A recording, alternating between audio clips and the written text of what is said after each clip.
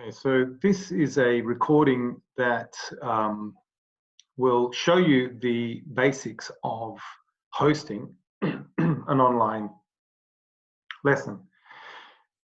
It's going to be using the Zoom platform, and I'll start with the basics and just go through the functions of the menu bar.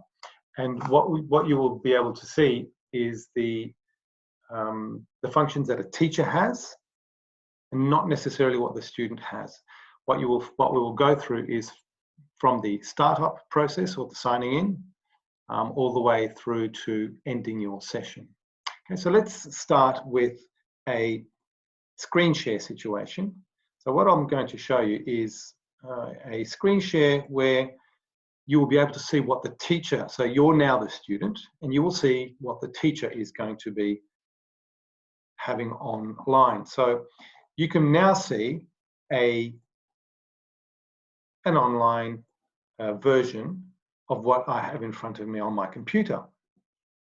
So basically, I've got a session happening, and this is a session that I had earlier, and it is basically a PowerPoint presentation. So the students will see what you're seeing live. Now, of course, if you're recording, you don't want to put a date or a time on there. So you can always go back if you're not too sure, and you can actually change that. And so basically, you change that by going through back to your computer, just like any window on your computer, and you can just modify the text as needed. So what we'll be doing is going through all of the functions, as well as many as we can. It's a good idea to play around with the software and make sure that you're familiar with all of its functions. Okay, so basically, you will start. We will look at the platform, and like I said, we're going to be using Zoom to use an online lesson. You will need a laptop or a computer or some sort of a device. Now, you can use other devices, but there are some devices such as an iPad, which will do quite a similar job. Okay, we'll go through that in a minute. You'll need a good internet connection, and you'll also need somewhere to be a place that is quiet. So, and of course, teaching materials are vital. So you need all of these things that have to be readily available. So let's start with your going online. When you do go online, first of all, you've got to set it up. You've got to have a look at the video options that you're going to be using. I'll be going through a little bit of those options there. Remember, this is going to be just a basic session.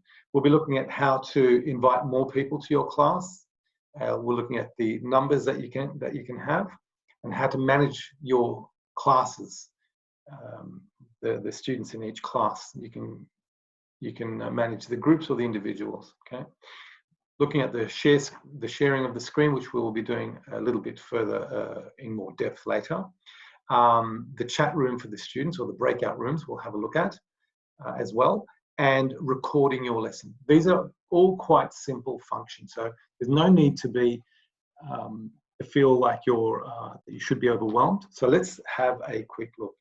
Just remember, what you're seeing now is what you can be doing with your classes, and this is a simple PowerPoint presentation. So you can see my mouse is hovering over this. So this is the zoom.com website. What you'll see is when you click on there, you'll see the image, as you can see just down there. And that particular image will have a sign up. It's free. Of course, it's free, but just like many other programs, it's also a pay per use if you want more functions. And this is something that has come up a lot in our sector. In the community languages teaching sector, is do we get something that's more elaborate? Do we want something that is just the basics? Do we use something simple and then incorporate it with offline teaching? What do we do? And what are the differences So if you do go for the sign up free, that's fine. All you need to do is, again, you go to the Zoom website, you click there, this opens up, you click on the blue down here, and something like this comes up. You can sign up using your Google or Facebook, or you just put in your own email address. If you've got an education email, that will mean that you'll get more material as well. So the educationalists out there with education email addresses will have you'll get it for free, and you'll get some more options as there as well. Now the thing is, like I mentioned before, you can use it on a device like an iPad or even a phone. If you do use a phone like a smartphone, what you get is something like this. All right. If you have a look here, I'll just show you mine. This is real time. You can see a little blue icon, not the weather one, but you can see that one there. That white camera on a blue background is your Zoom app, and that's obviously free. And you can join, just like Skype, just like a lot of these platforms. You can just join them, download them for free, and join them for free. And so joining is free. Hosting is free, but hosting as a teacher, again, like I said, you have some limits. So what you'll see on this page here, you've got your downloading in whatever you're using, if it's iOS, which is the app store for the Apple, or the Google Play for Android. The help button down here, that's automatic. If you do have some issues, you can click on there. If you've got some questions, they are rather busy at this time of in history, let's say, given this situation where a lot of schools around the world have gone online. So you can ask some generic questions, and you'll get a bot or an automatic response, and not necessarily speak to or chat with a human, but that is quite helpful. Okay, you'll see a download button, and everything will go by itself. And something like this will pop up. It'll ask you to save, it'll initialize, it'll do all sorts of things, and you just need to find out where you're going to have it. You just click save, full stop. Very simple. It will go into your computer somewhere, and it will also create an icon, just like the blue one that we saw before. We'll have a look at that. When you see my computer screen, you will actually see the same blue icon with a white camera on it. Okay, now, you'll also see a window that says if you want to join. This is starting from the beginning. So this is what you'll see when you first start. So when you first start and you've downloaded your software, you will see this, and it'll ask you to either join or you can host. Hosting means obviously that you are the teacher. Joining is if you're going to be joining somebody else's meeting or lesson. Okay, so you've got to decide what you want to do. You can sign in, and you will sign in. If you're a teacher, you sign in as a host. Okay, the students then click sign in here. We can look at this in a much simpler way, and I'll show you that after. All right, hosting a meeting, you'll have that. Once you've signed in, you can just click here. Or, and it's important here, if you just go onto Zoom and you've already set everything up, you've already downloaded it, you don't need to do any of this. You just click on that icon, and you can just go here, host a meeting. Even if you haven't downloaded, this is important. If you haven't downloaded anything, you can still host a meeting by clicking that remotely, but you do need an account. All right, this is what you see. So you've downloaded it onto your computer, and here is the icon that I was talking to you about. Okay, so this is a screenshot of a laptop, and you will see that there is that. Okay, so you can just simply click it. Once you click, this window here opens up. It'll tell you what time it is. It'll show you this orange icon. Now, you will be setting up your meeting here as a new meeting. Okay, a new meeting. You can ask people to join if you've got this, when you've got this blue bit here. The schedule obviously is if you are going to be setting something up, and if you're okay to use the various electronic calendars out there, you can link your calendar to this program.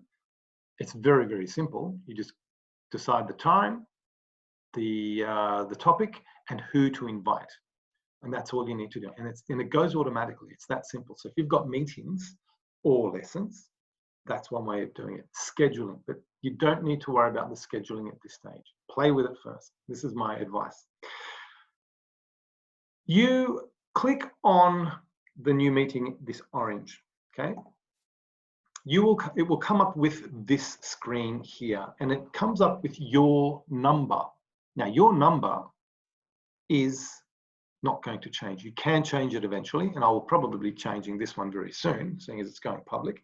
But you can change this, and all you need to do is with this PMI, personal meeting ID number, that's who you are as far as Zoom is concerned, and you will use this in your emails.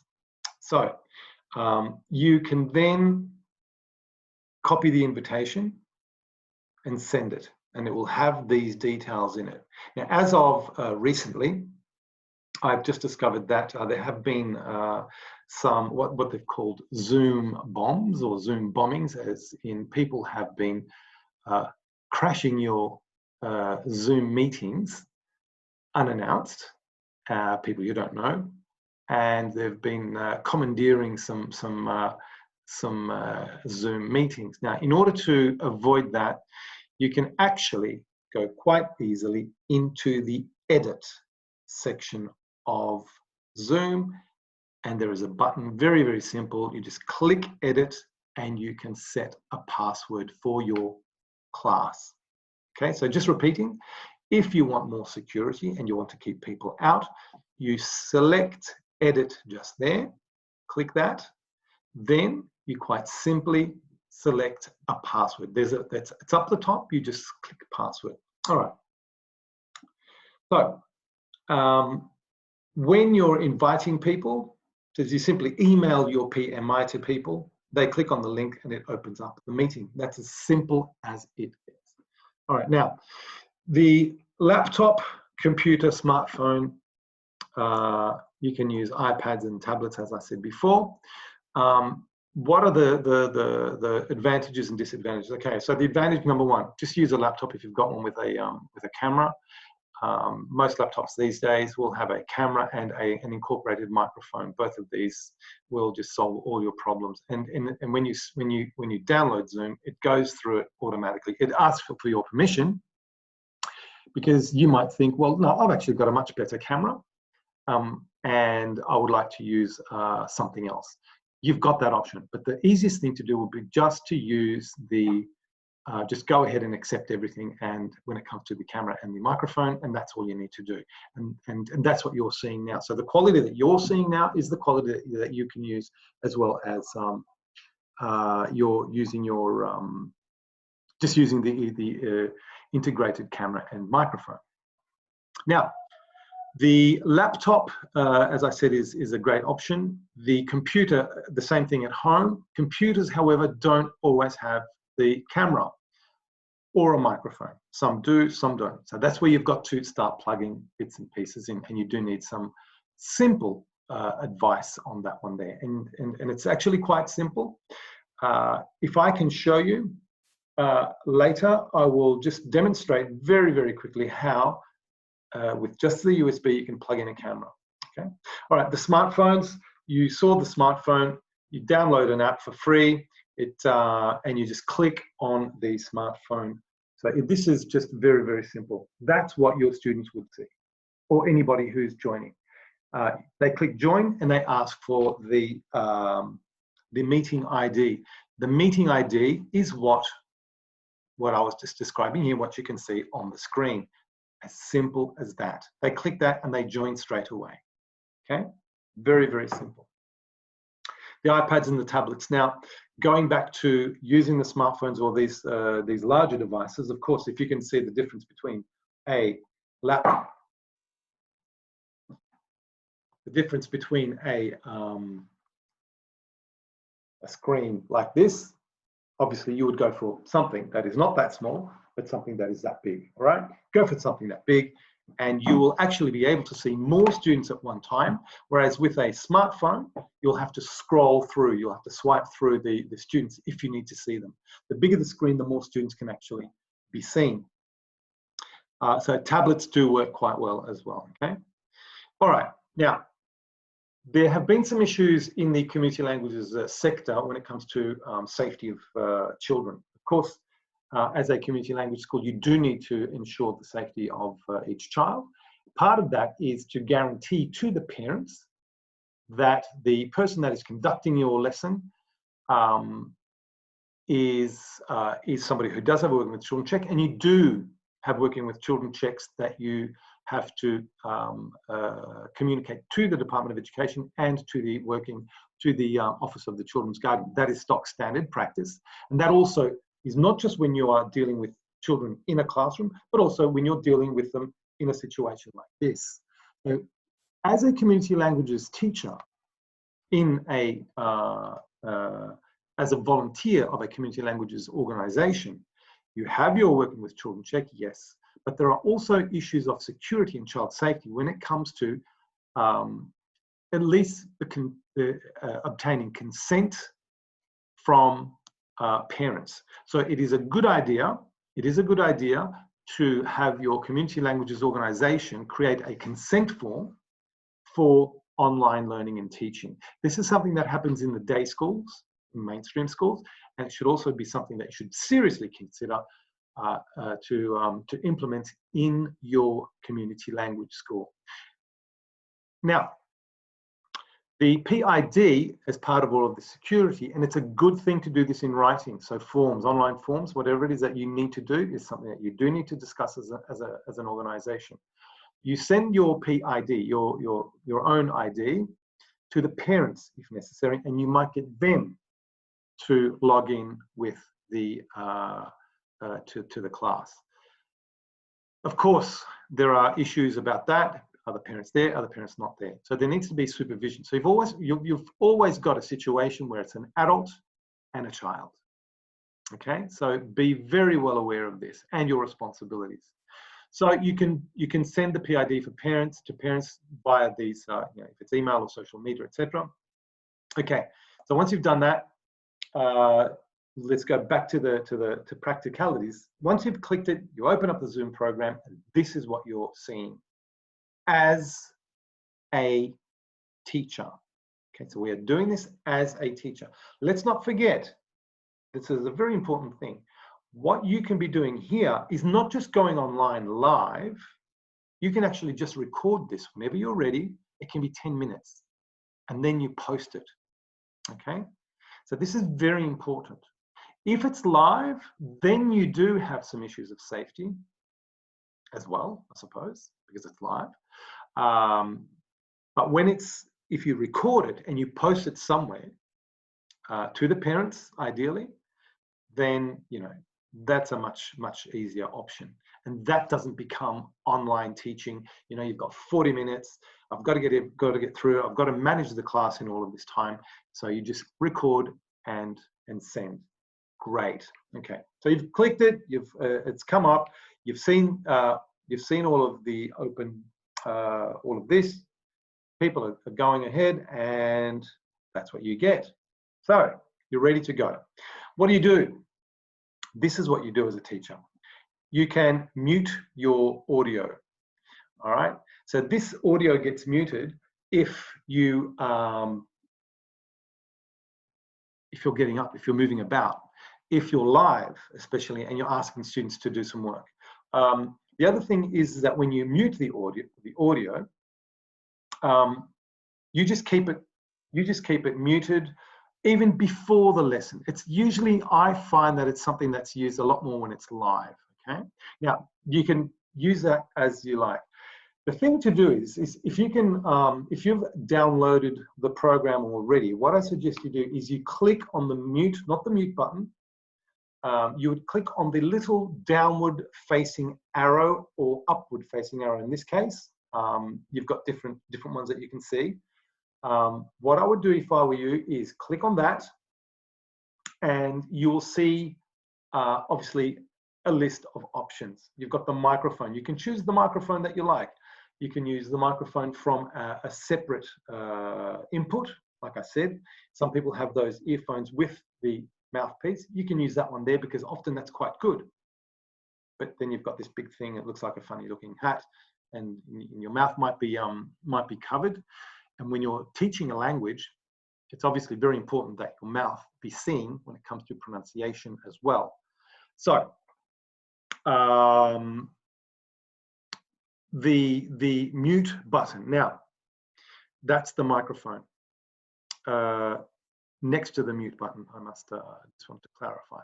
So what you've got there is you just keep things as they are unless you know what you're doing. But you will see that you've got options when you've clicked on that little arrow, and it will come up to something like audio settings.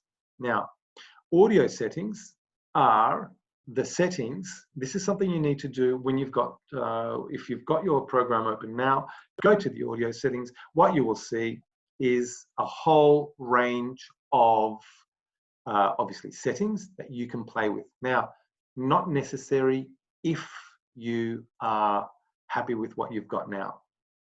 I'm going to just share my screen with you. What I'd like to show you is you should be able to see my bits and pieces that I'm bringing up. If you, anyhow, you've got the menu bar. What you also need to see is the, like I said, the settings. Now, all of these functions down the bottom that you can see, they will have, most of them with an arrow, they'll have settings, and they'll lead you to the main settings. Now, video. If you want to stop the video, you can stop the video, of course. You can stop the sound. You can pause everything. Now, that is a pretty straightforward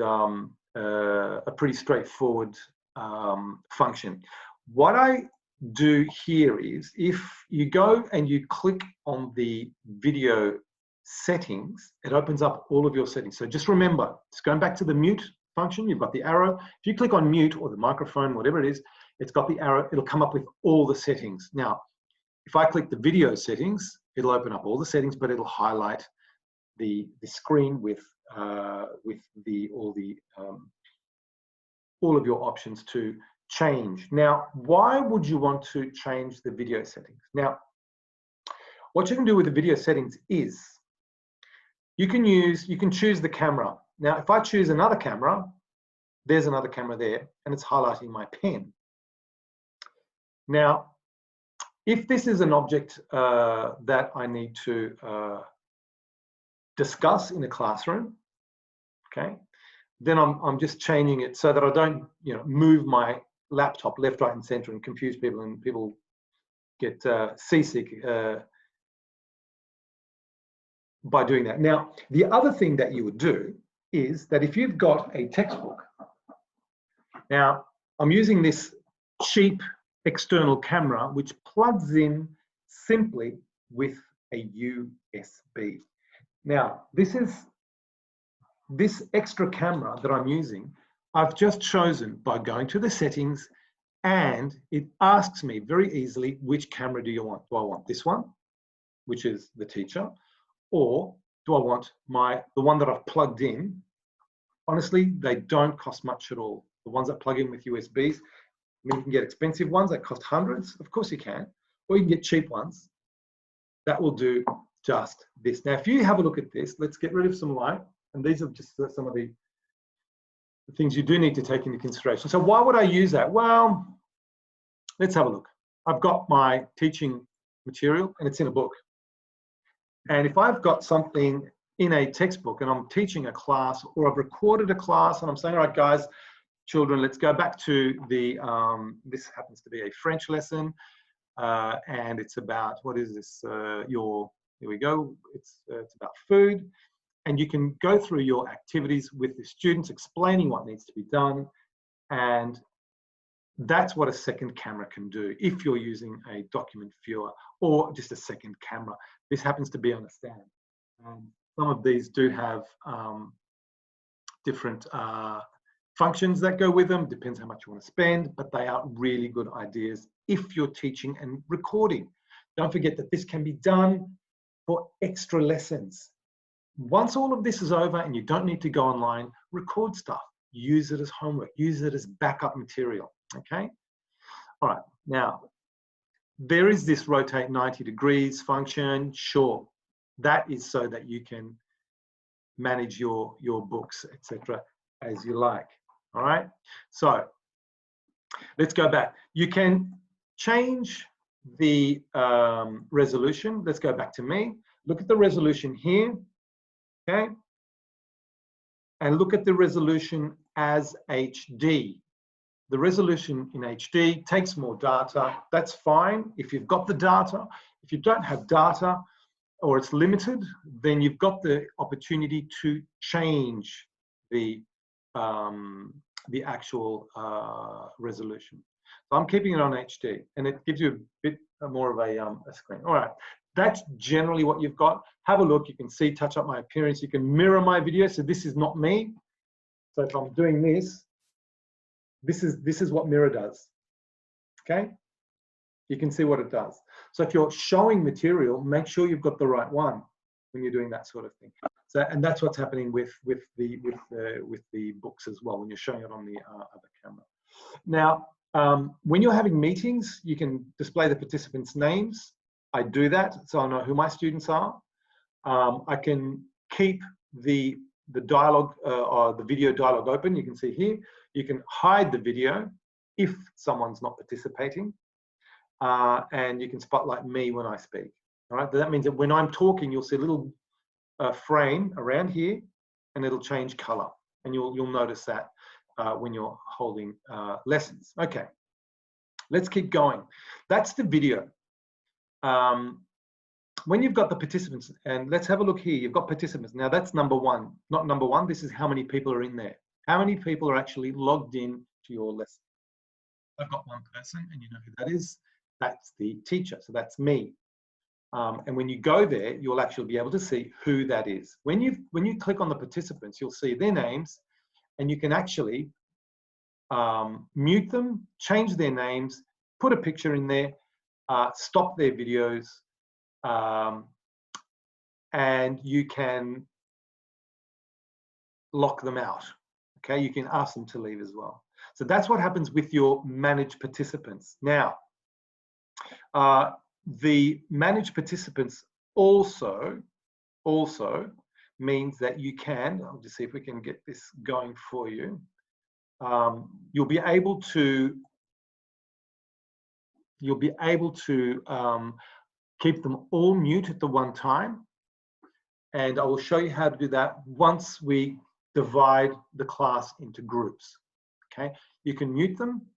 Actually, I'll show you how to do it for one person. So when you're the teacher, or you can even ask the students to do this, you go to the mute button, you click the mute.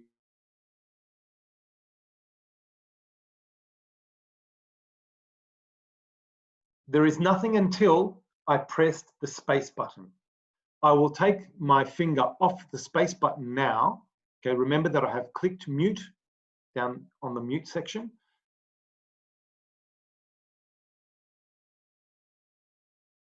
Okay, now you can hear me. All right, now I've unclicked mute, which means that if I touch the space button, that means that it's going to go back to my PowerPoint presentation, and it'll do something completely different. All right,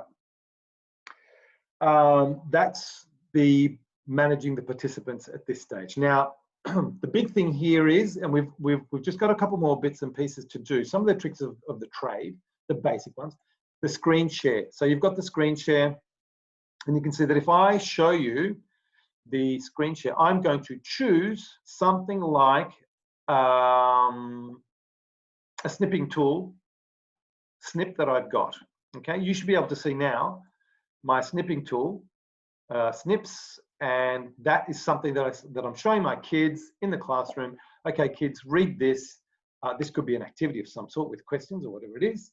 It could be, it just happens to be something that makes no sense to the students, of course. But this was on my screen. Okay, so I've had this prepared on my screen, and it's something that I've decided to give to the kids. I'm going to show them, let's see, if I want to show them something else on my screen, I can quite easily just get rid of that. Yes, and what you need to make sure that you're doing is that you are stop share. Okay, now I've stopped sharing my screen. You go back to the teacher. I can actually pause the sharing as well, or I can Let's see if I want to go back to here, go to the share screen, the green button, and I'm back to my PowerPoint presentation. Okay, that's this green part here. What we can do, actually, there's another interesting function. When you're sharing the screen, let's just have a quick look. Okay, you can highlight if you go to the advanced section. So you've clicked on new share. You click on advanced. The advanced will give you portion of a screen. So if you need to just show parts of a screen, now those of you who have done the Smart Notebook software, there was a function that was just the same, and that's basically, so when you're using the Smartboard or the Smart Notebook, there's a spotlight function or a magic pen. This is the same thing for those of you who have done this workshop. It basically highlights it only or includes only the information that you want in a portion of the screen. So you can go through text or a picture and you can incorporate that into your teaching as activities or tasks. Okay. The other thing you can do is you can music or computer sound only, of course, and then you've got the content of the second camera. The content of the second camera is just switching cameras like we did before. Okay. You've got the on the share function. Don't forget you have Dropbox, Microsoft OneDrive, your Google Drive, and there's another function called Box. Now, if you're going to be using Google Drive, that's connecting Zoom directly to your documents or anything that you've got on the G Drive. That's why if you sign in with Google, it's going to connect everything that you've got on that computer or on the cloud straight into your classes, and you can just send files really quickly. All right, so let's go back to the basic sharing. Now I'm just going to share my screen again. Okay, so if I share my screen, I can actually, let's have a quick look. There we go. And I can pause the share, which means that I can leave a text or a picture or a video or something that's on that screen, stop it while I prepare something in the background. Okay, so if I pause the share, all you're going to see is this, the main menu looks like this slide from my presentation.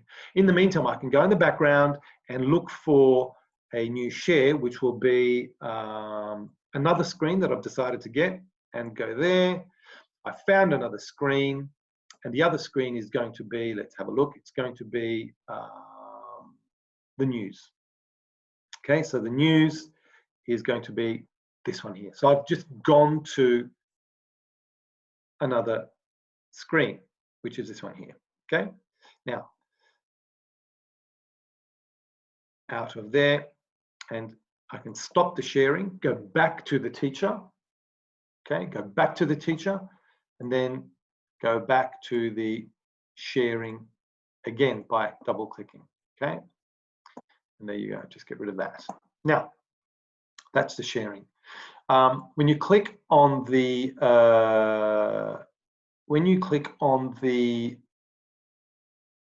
okay, good. Okay, when you look at the menu bar down there, I'm just going to show you a couple of things. The teacher's menu bar has, like I said before, different options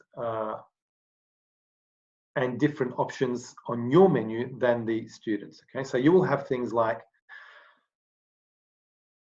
bear with me.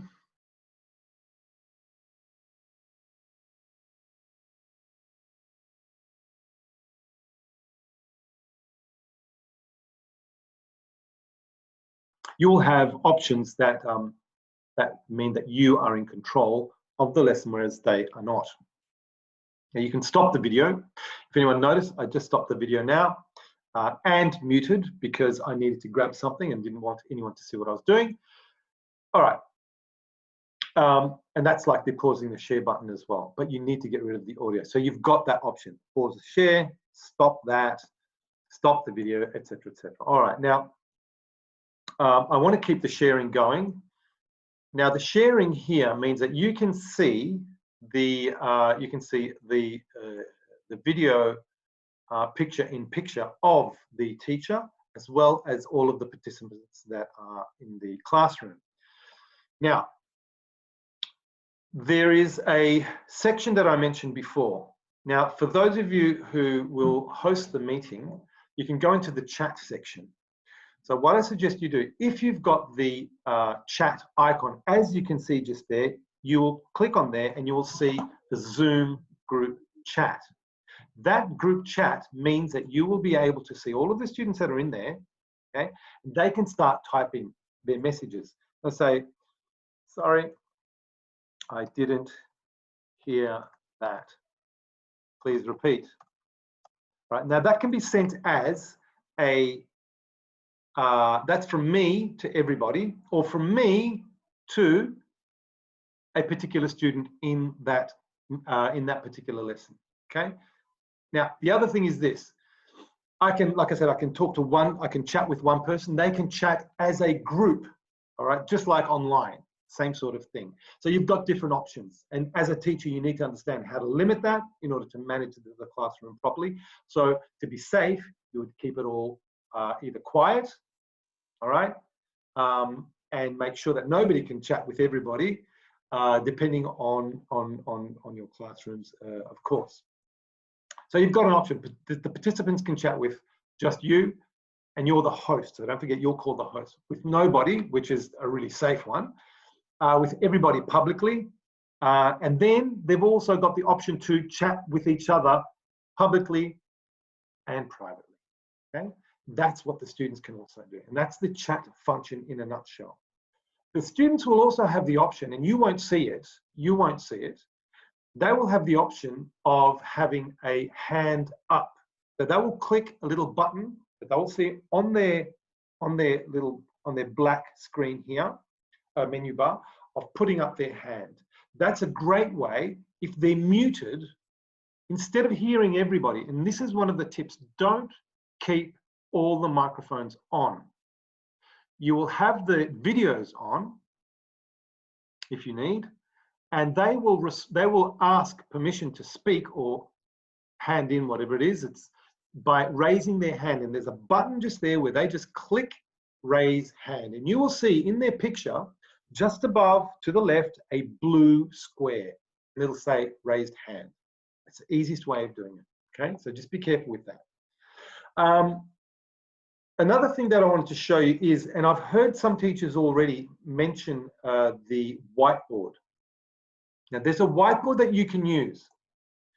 The whiteboard that you have here is something that if the students are able to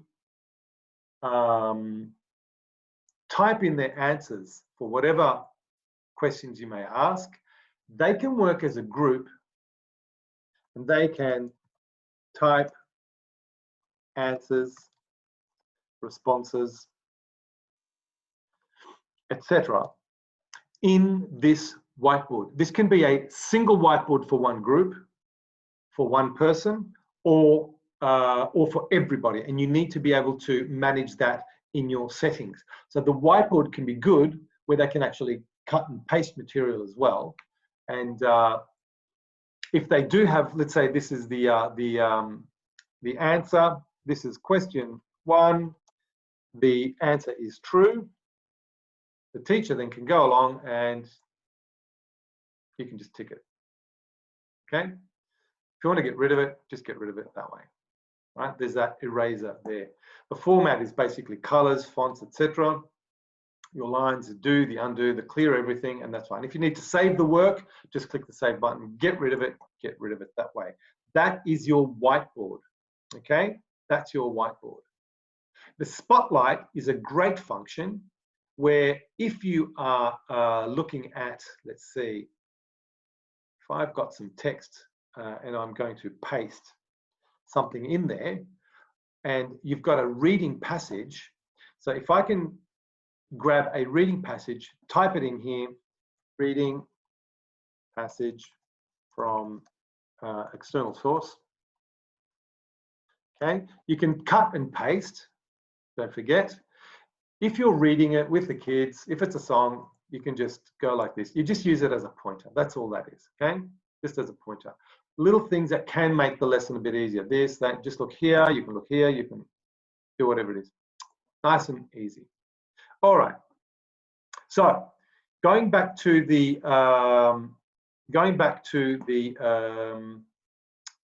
screen here that you've got in front of you, the chat we've basically got. The record is what you want to use to record this lesson. Keep it, hang on to it. Great idea. The reactions are like the thumbs up. There's nothing much to it, okay?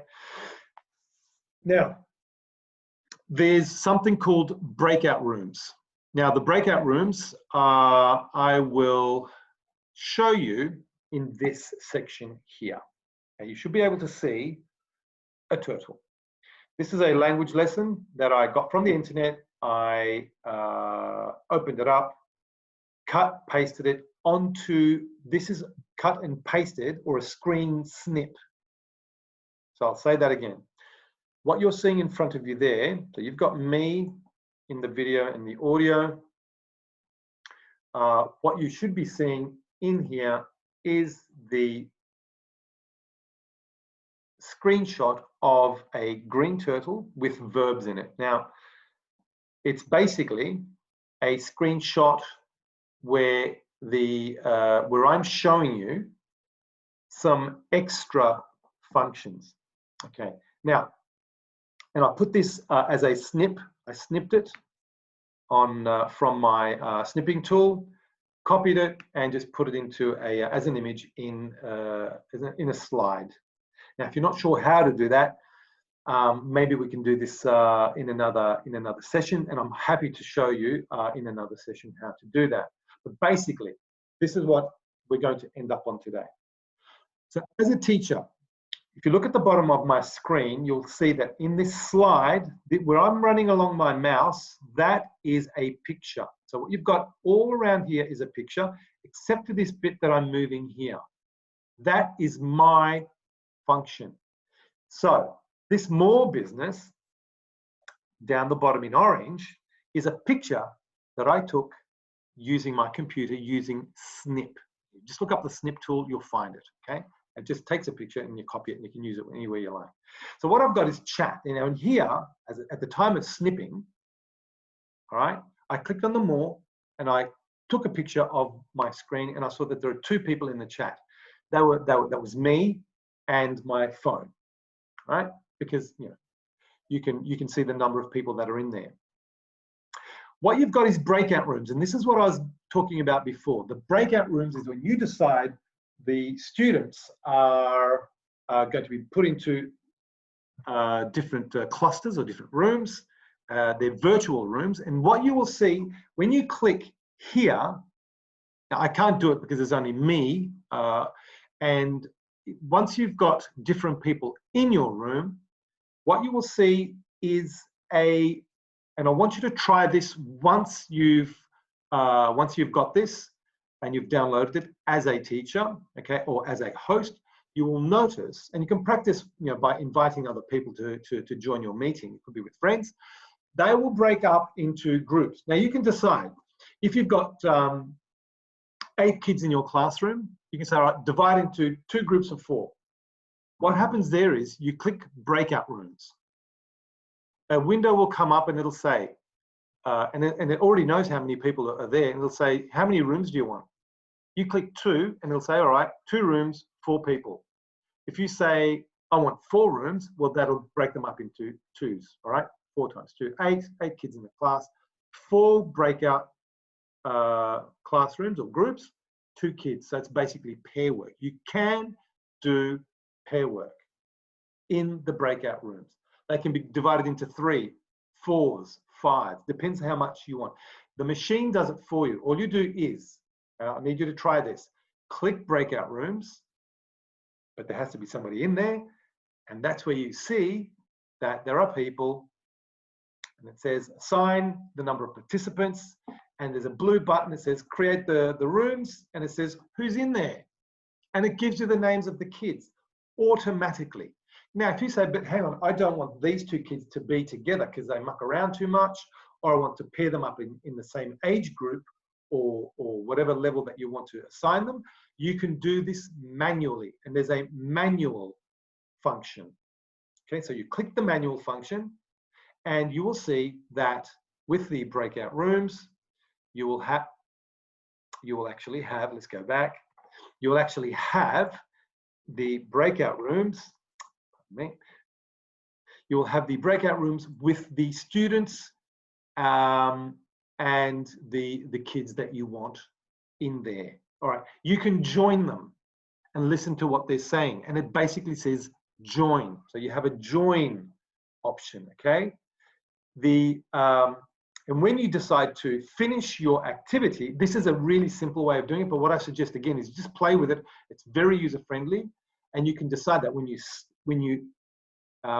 end the breakout rooms, or when they're broken up into different groups, it will give them, you can decide 5, 10, 20, 60 seconds to stop their activity. So, all right, kids, we're going to stop now. You've got 60 seconds. And that will happen once you decide to click the options and say, I'm going to give them 2 minutes to stop their activity. And once you click, end, that's when they've got 60 seconds, 120 seconds, 15 seconds to stop their activity and go back in, okay?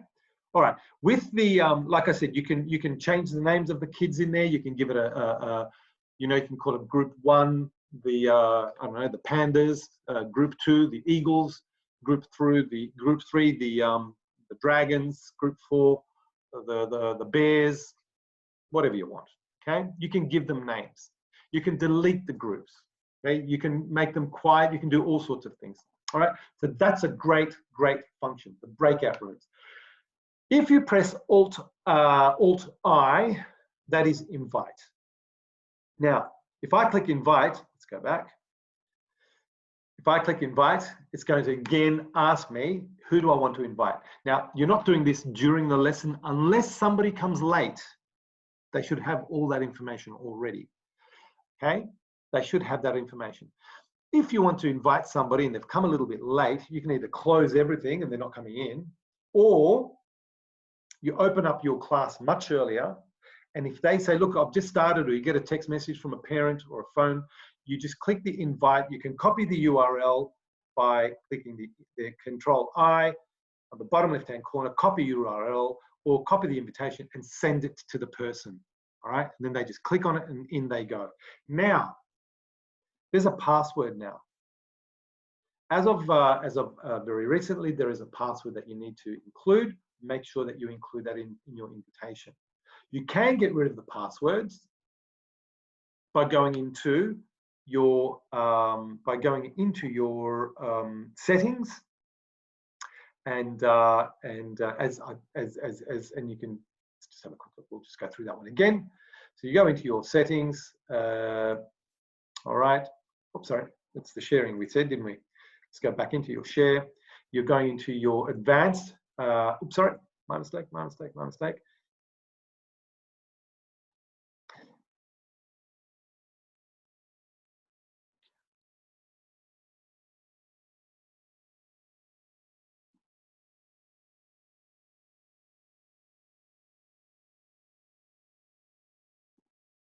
Okay, so you go into your settings and you change those settings for the password. All right, let's keep going. You're recording. When you're recording on your your lesson, you go in again. You go into the More function there that I've got highlighted, and you can simply record on this computer. Okay, that's all you got to do. It's Alt Record. So you press Alt on your computer, on your keyboard, and at the same time you press R. That's going to record it to your computer. It takes a little while to download. Okay, you can do all sorts of other bits and pieces. You can share sounds. You can hide your video panel if you don't want anyone to see it. You can hide the black.